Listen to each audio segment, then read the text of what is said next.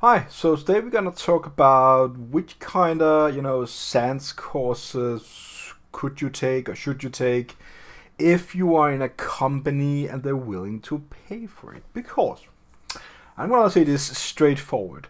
SANS courses are extremely good. Okay? Of course, it's always relying on the teacher. I know that. But the SANS courses that I've been on, they all rocked. They are really, really good instructors. They verify their skills and they have a good lunch.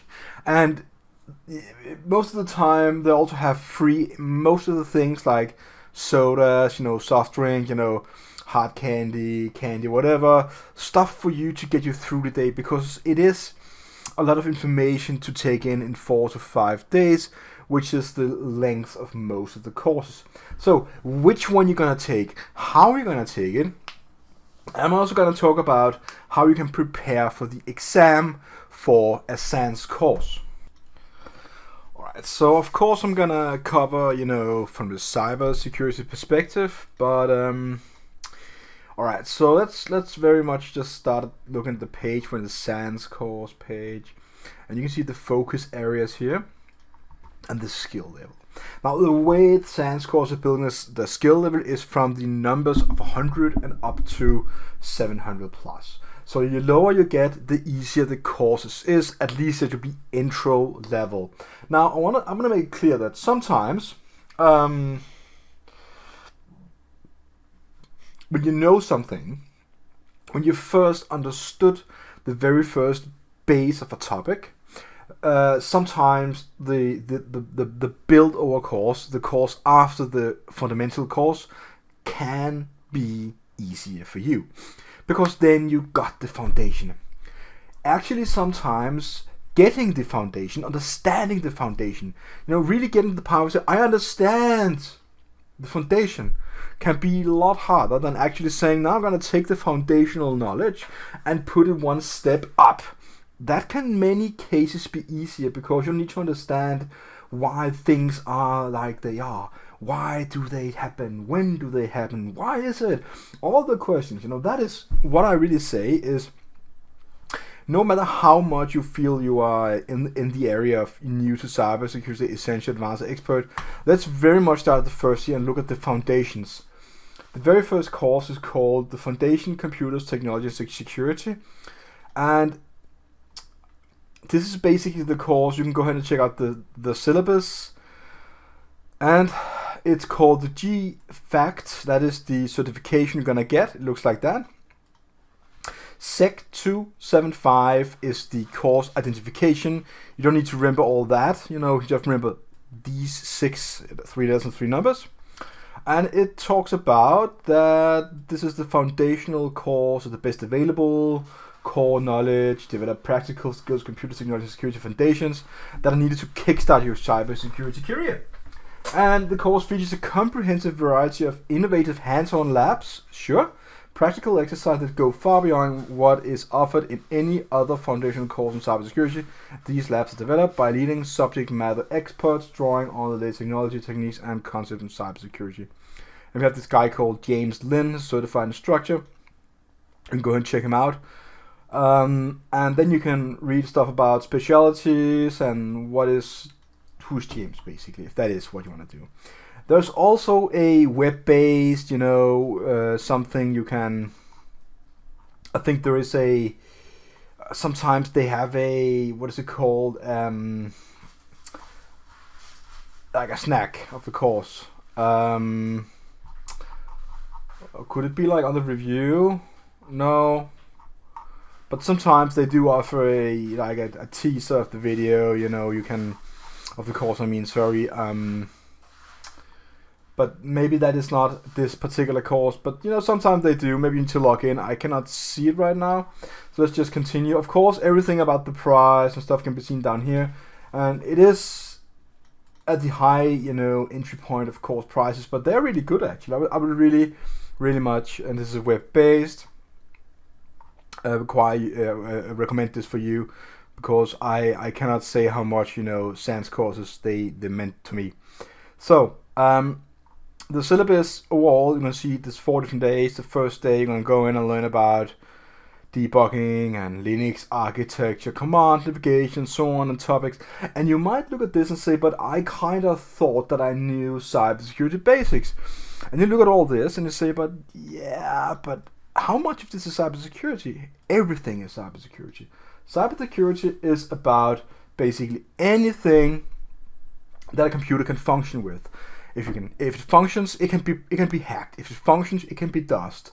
If it functions, it can be bent to be misused in some different weird way. You know, even on a power level, like electricity, you can dust that. You can just put a generator up in it. You can suck all the power out of it and so on.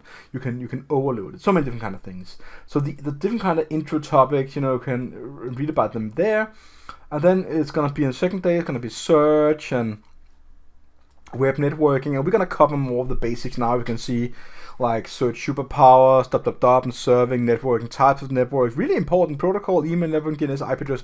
These are the things that's going to be the fundamentals for your, I'm going to say foundation again, of knowledge that you need to understand before you actually go into cybersecurity. Okay, so let's look at the third day. Third day is Git hands-on, printing in Python. There's going to be some programming stuff, right? And programming are really important for most cybersecurity jobs because it gives you like the foundational knowledge part in order to understand how computer works. Because basically everything in a computer is programmed. There's nothing like whoopsie and then it poof, then it's right there. Everything is programmed in a computer. So basically, if you need something to function in a computer, you need to program, you need to write the actual code. Okay, so understanding code is really important. The last day is a security concept and advanced security concepts, and then you're gonna go on to this like symmetric encryption, asymmetric encryption, hashing, challenge, break me, steganography, exfiltration, buffer overflow, format, string lab, privilege escalation. Now, this is really interesting. That's gonna be the best day of your life. You know, you're gonna, you know, if this was me, and I would say I'm not a sponsor at all. No, I'm not getting any money from SANS at all for saying all these kind of things. I just feel this is the way to go. This is, if I had the money, if I were in a company that would pay for me to do these kind of things, I would be like, yes, I'm gonna do it. So if you ever get if you ever get a suggestion from your boss or higher management to say, do a SANS course, say yes and do it. That's the foundational course.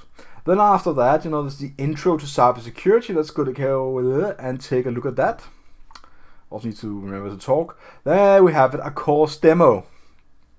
That was the button that I talked about. And then you basically need to log in with some sort of email, and then you can, you know, get a demo. And one more time, you see that it's a GISF course. That is a GIF, the SEC 301. So it's a bit more advanced now compared to the 275. The 301 is then more advanced, and it's an in-person 5-day course with Keith Palmgreen, a senior instructor, and you can see that he's looking quite friendly there and smiling, and you know what I say, I haven't experienced any SANS teachers that are not friendly or smiling. I think they really screen them in a way because it's very important that they know what they're talking about. Alright, so if you take this course, you can go down here and see like what will you learn, read about it, and who should attend, business takeaways, you will be able to, and so on and so on. If you scroll down a bit here, I think, yes, you can see the different kind of dates one more time. Security Foundation is going to be the first day, and then you're going to go ahead and do these kind of things. And I'm not going to go through it all one more time, you know, I'm just going to, you know, talk about a bit of it. In Introduction to Cryptography. Now, why is it that they use a whole day in cryptography? But that is very important, you know, that topic is one of the topics that, you know, require a lot of effort in order to do it right. That is what is being broken most of the time when there's a leak. Sometimes they do give these prerequisites. Well, you need to do these kind of things. It do not have any. Now, it do have the assumption that you know and make no assumption of prior security knowledge, but if you're gonna go ahead and do this, I still recommend you to do 275 before you do 301. I know it's a business, but it's just the way it is. Sometimes, yes, you can see different places you can take the course here down below. Sometimes they are so friendly to tell us which course they suggest afterwards. I don't see it right now, so I'm gonna stick it there. Then you're gonna go on to forensics and cloud and so on. And if you wanna go that far, you can go that far. You know, that is the new cyber. The essential part is you have like the cloud one, you have the security essentials and so on. Now, what is it you wanna do? So I would say no matter what you wanna do, I would go ahead and start with the 275 course in SANS, and then maybe even the 301. You know, I know it's a lot of money already, but this is the way I would go. I would not necessarily jump onto the forensics or the cloud stuff, because that is a more like a specialized area. On the essential part, I would go ahead and check out the security essentials for 1, and I would probably also go ahead and do a, depending on if you wanted the CISP certification, you can do the 414. And practical introduction to cybersecurity risk management is also a thing you could do. I know already now we talked about a lot of money, but I'm just suggesting a way for you to do it if you're gonna do a more pragmatic, you know, way to cybersecurity. After that, I definitely would do the advanced one. I do 504 hacker tool techniques, instant handling. I would not stick my nose down into forensics, because this is not the way I would choose, but you could do that. And then I probably would do 565 red team operations. That is not a bad thing. And after that, on the expert, you are down here to doing the things that you don't really need to do. So around 5-ish courses, 6 maybe, that is the way to go. Then you should have a really strong portfolio. You should really have a strong background, a strong profile, and getting a job would be no problem at all with a high payment. So what about these exams? You know, because people talk about how to practice for the exams for the SANS course. It is quite difficult to prepare for the SANS course because you need to do a lot of training. What they suggest is that you go ahead and start with training, buying a course of course, then you do a couple of months of study for your exams, and the study involves opening books, indexing, and doing practice tests. So what are that? So the opening books are the GEC exams are open book. Use your study time to reread material, highlight and index key concept, use practice tests to identify weak areas and strengthen your knowledge base. All printed books, notes and study guides are allowed, no digital items. So that is just the basic thing. Open your books and read it, right?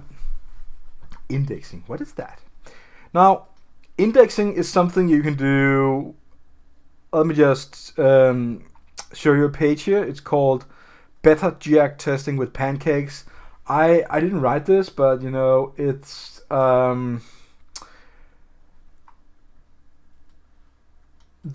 guy talking about. It's no secret that I'm a fan of SANS and their associate GIAC info certifications.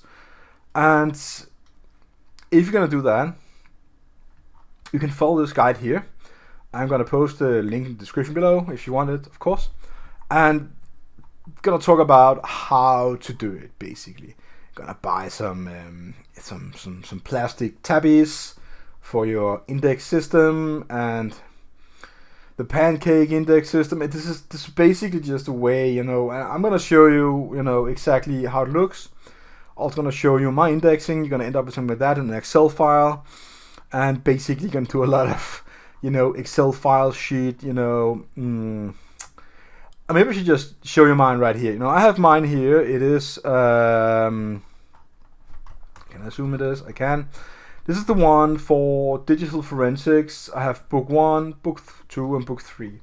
So the very first book, for example, starts from the very first page. When I took the exam in F500, you can see the index F for forensic 500. You read all the books and basically say that on this 1.15, sorry, you can read about triage, search warrants, scope of search. So if you get a question in the exam saying, what is the scope of search all about? And then it gives you like some, different kind of choices. Then you're going to need to look it up if you cannot remember it and basically go through this. Different ways how to do it. I even marked it with colors and stuff like that, which is also suggested in this way here. This is more mixed. I did not mix it. So I basically selected all triage. So you're gonna make your system in a way. So the first word is for triage, the next is for topic, the overall core topics, the pages, and these signs here, the O's and the triangles and the squares and triangles, it is when you actually do it. You're going to end up with some SANS course materials, just looking at that. This is the books. And you're going to use these small tabbies and you put them inside. Now, if you know what tabbies is, one more time I'm going to show you. The tabbies are these here, the permanent marker things you use. Then you can go ahead and see, like, I want to know in red is book 1, but in order to quickly verify with my eyes, numbers and text can be slower than an icon. The icon itself basically go in and say, like, okay, look for triangle, red triangle, because it boom goes to the book, red triangle, there we have it, and then I actually draw the triangle on the tabbies. So that is the way to go for when you're gonna make these kind of index. And you can see I have different kind of icons, and I was really we call it creative by doing it. And this is just basically how it all looks, how it should be. And I spent a lot of time in doing this. This was really something that took some time. So preparing and creating this index, sometimes you can go into Google and people are friendly enough, some people are friendly enough to share them with you, so you don't have to do it all, but I highly suggest you go ahead and read through the books and create the index yourself, because it's a learning thing. You learn so many things from doing it. You remember it a lot better. So that is the way you do the indexing. And you might say, like, what the flying something is that all about? Why not just look in the books, look up in the index in the books, and use that? Okay, so you can do that. But I want to be honest with you. At the SANS course, they directly told us the index is not updated. Why? Okay, they said like this. It's a lot of work. Okay. And we do not update the index because there's so many people working on it. The index might work, but it might also not work. And they gave us some examples showing that this is not working there and doesn't work in there. I was like, what? So you have to create your own index. So basically, you're creating the index in your own way, in a very smart way, with this pancake way. You can read all about it. I'm going to post a link in the description. And basically, you're going to do the work. And that work is going to give you the upper edge. It's called indexing. That is what indexing is all about. Doing the practice test. Now, when you buy the course, you get, I think it's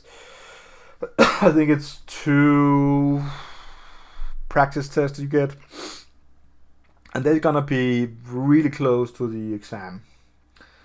So definitely go and do your practice test, but you're gonna do it in a way so you do your practice test when you have done your exams, the open book reading, opening the book, reading and studying, talking with others, and you did your indexing, then do your practice test. Don't jump ahead and do your practice test first in order to verify whether you can skip the indexing or not. That is really bad.